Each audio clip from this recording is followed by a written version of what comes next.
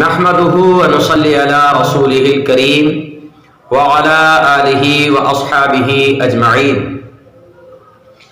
أما بعد فأعوذ بالله من الشيطان الرجيم بسم الله الرحمن الرحيم سبحان الذي أسرى بعبده ليلا من المسجد الحرام إلى المسجد الأقصى الذي باركنا حوله لنريه من آياتنا إنه هو السميع البصير صدق الله المولانا العظيم وبلغنا رسوله النبي الأمين الكريم ونحن على ذلك لمن الشاهدين والشاكرين والحمد لله رب العالمين۔ معراج کے تعلق سے اللہ رب العزت نے قرآن پاک میں ارشاد فرمایا، سبحان الذی اسرا، پاک ہے وہ ذات جو لے گئی راتوں رات اپنے بندے کو مسجد حرام سے مسجد اقصی تک، الذی بارکنا حولہ لنریہ من آیاتنا، اور ہم نے بیت المقدس کے ارد گرد برکتیں رکھی ہیں، لنریہ من آیاتنا، تاکہ وہ ہماری نشانیوں کو دیکھ سکیں، اور بے شک اللہ رب العزت سننے والا ہے اور وہی بصیر ہے، دیکھنے والا ہے۔ اب اس میں لفظ سبحان آیا ہے، اور لفظ سبحان قرآن پاک میں جہاں کہیں اللہ رب العزت کے لیے بولا گیا ہے تو یہ وہاں بولا گیا ہے کہ سبحان اللہ، مطلب یہ ہے کہ اس کے بعد جو بیان ہونے والا ہے وہ ایک عجیب و غریب بات کہی جائے گی، اس لیے پہلے اللہ کی پاکی بیان کر لو اور اس کے بعد پھر ہم اس بات کو کہیں گے۔ اللہ رب العزت کا انداز یوں ہے، تو اللہ رب العزت نے اپنے ہی کلام میں اپنی ہی پاکی بیان کی ہے، گویا میرے بندے میری پاکی بیان کریں اور پھر اس کے بعد اس بات کو بتائیں۔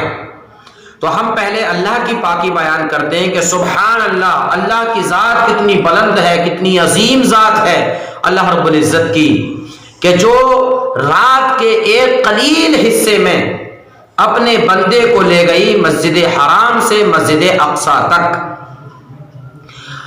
اب بات یہ پیدا ہوتی ہے کہ نبی اکرم صلی اللہ تعالی علیہ وسلم کو جسمانی معراج ہوئی تھی یا پھر روحانی معراج ہوئی تھی؟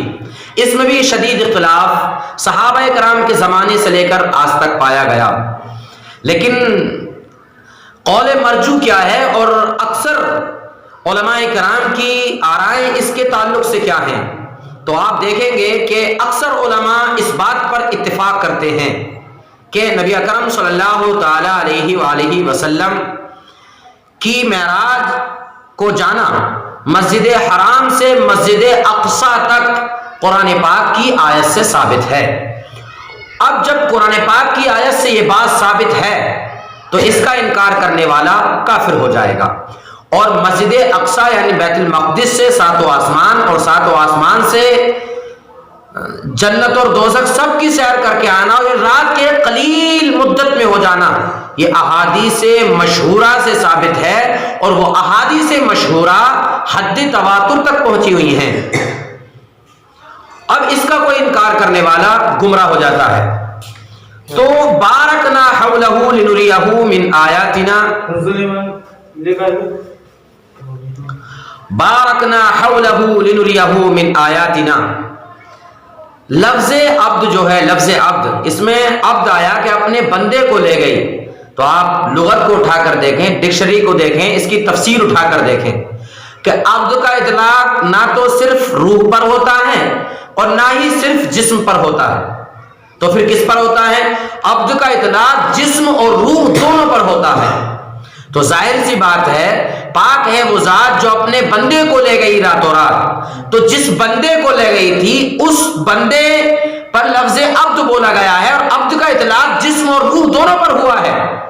اب جسم اور روح جب دونوں پر ہوا ہے تو نبی کریم صلی اللہ تعالی علیہ وسلم کو جسمانی معراج ہوئی ہے، یہ تو قرآن پاک کی دلیل ہے، لیکن عقل بھی یہ جانتی ہے کہ نبی کریم صلی اللہ تعالی علیہ وآلہ وسلم کو جو معراج ہوئی ہے، اور جب آپ کی معراج کی ابتدا ہوئی ہے تو آپ کے لیے براق لایا گیا ہے۔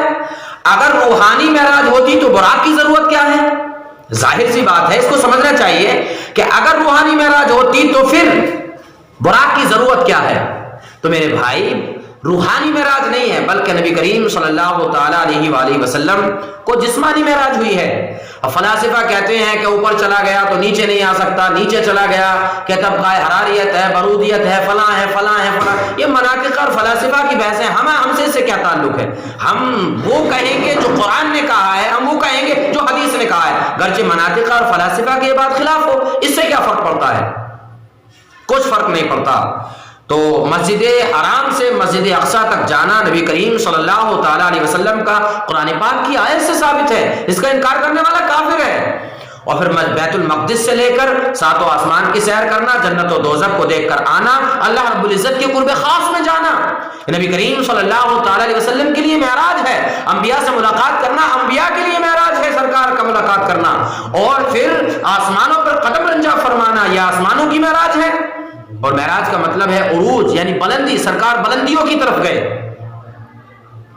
اللہ رب العزت کے رسول صلی اللہ تعالی علیہ وسلم کو معراج ہوئی، اور معراج بھی جسمانی معراج۔ خود اللہ کے رسول صلی اللہ تعالی علیہ وآلہ وسلم ارشاد فرماتے ہیں کہ میں اللہ رب العزت کے اتنے قریب پہنچ گیا کہ مجھ سے پہلے نہ میرے بعد اللہ رب العزت کے کوئی اتنا قریب پہنچ سکے گا۔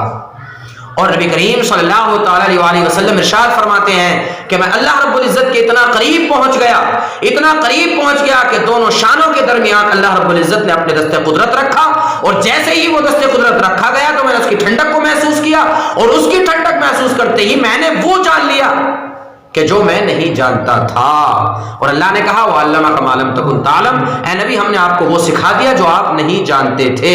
تو معراج کا مسجد حرام سے مسجد اقصی تک جانا قرآن پاک کی آیت سے ثابت ہے، جو انکار کرے گا کفر میں شامل ہو جائے گا۔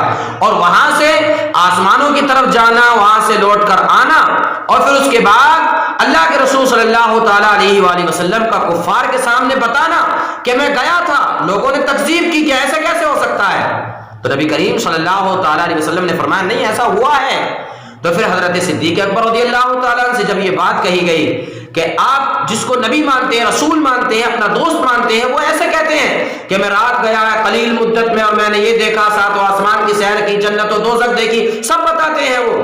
تو سرکار نبی کریم صلی اللہ تعالی علیہ وسلم کہ یار حضرت ابوبکر صدیق رضی اللہ تعالیٰ عنہ نے فرمایا اگر سرکار نے کہا ہے تو پھر سچ کہا ہے، کیوں کہ سرکار کبھی جھوٹ نہیں بولتے۔ بتاؤ تم میں سے کسی نے سرکار کو جھوٹ بولتے ہوئے دیکھا ہے؟ سب نے کہا نہیں ہم نے جھوٹ بولتے نہیں دیکھا۔ تو پھر سمجھ لو سرکار اگر کہہ رہے ہیں تو سچی بات ہے۔ تو پھر لوگوں نے بیت المقدس دیکھی تھی، ساتوں آسمان کو نہیں دیکھے، بیت المقدس دیکھی تھی، تو سوال کرنا شروع کر دیا بتائیے بیت المقدس میں کتنے کیسے طاق ہیں، کیسے کیا ہے، کیسا کیا ہے۔ اب اللہ کے رسول رات میں گئے تھے نا، سب نہیں دیکھا تھا، اللہ کے رسول نے جو دیکھا اس کو بیان کرنا شروع کر دیا۔ اب آپ جیسے ہی تھوڑے سے ہچکچائے، اللہ تبارک و تعالیٰ نے بیت المقدس آپ کے چہرے کے سامنے رکھ دیا، آپ دیکھتے رہے اور کفار کو بتاتے رہے، پھر انہیں خاموش ہونا پڑا۔ مانے پھر بھی نہیں لیکن انہیں خاموش ہونا پڑا۔ تو معراج کا ایک ایسا واقعہ ہے کہ اس میں تحفہ ملا نماز کا، اور وہ مومن کی معراج ہے، اور اللہ تبارک و تعالیٰ کی قرب خاص میں سرکار کا جانا یہ سرکار کی معراج ہے، انبیاء کرام سے ملاقات کرنا یہ انبیاء کرام کی معراج ہے، اور آسمانوں پر اپنا قدم رنجا فرمانا یہ آسمانوں کی معراج ہے۔ اس لیے ہمیں معراج کے واقعہ کا انکار نہیں کرنا ہے۔ معراج کے واقعہ کا انکار کرنے والا یا تو کافر ہے یا گمراہ ہے، بددین ہے۔ ہم کو چاہیے کہ ہم معراج کے واقعے کا انکار نہیں کریں، اور اگر کر دیا ہے تو اس سے توبہ کریں۔ اللہ رب العزت ہماری اس کاوش کو اپنی بارگاہ میں قبول فرمائے، آمین۔ وآخر دعوانا ان الحمد للہ رب العالمین۔